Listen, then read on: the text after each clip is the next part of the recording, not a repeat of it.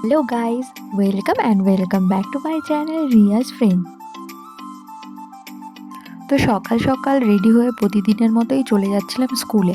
আর আজ ছিল আমাদের স্কুলের অ্যানুয়াল এক্সামের লাস্ট দিন, ওই জন্য মনটা বেশ ভালোই ছিল, কারণ আর স্কুলে যাওয়া লাগবে না, বেশ কিছুদিন ছুটি পাবো হাতে।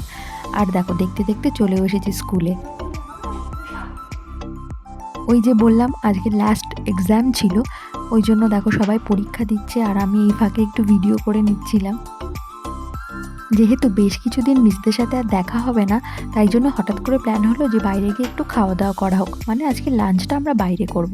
তো দেখো কথা মতো আমরা গাড়িতে উঠে চলে এসেছি হাবড়াতে, কারণ লাঞ্চের জন্য কাছাকাছির মধ্যে বেস্ট অপশন হাবড়াতেই ছিল। আর এই দেখো দেখতে দেখতে আমরা চলে এসেছি একটা রেস্টুরেন্টে। ওখানে গিয়ে বসে একটু ভিডিও করে নিচ্ছিলাম আর ভাবছিলাম কি খাওয়া যায়। দেখো ভিডিও করতে করতে বুঝতেই পারিনি যে ক্যামেরাটা আমি উল্টো ধরেছি, আসলে নতুন ব্লগার হলে যা হয় আর কি। আরে দেখো দেখতে দেখতে আমাদের অর্ডারও চলে এসেছে।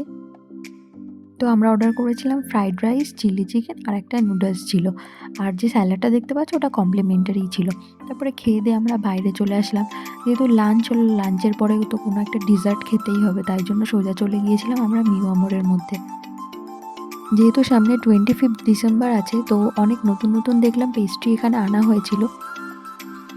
তো আমরা আর কোনো পেস্ট্রি খাইনি, আমরা এই মাফিনটাই অর্ডার করেছিলাম, এটাই খেয়েছিলাম।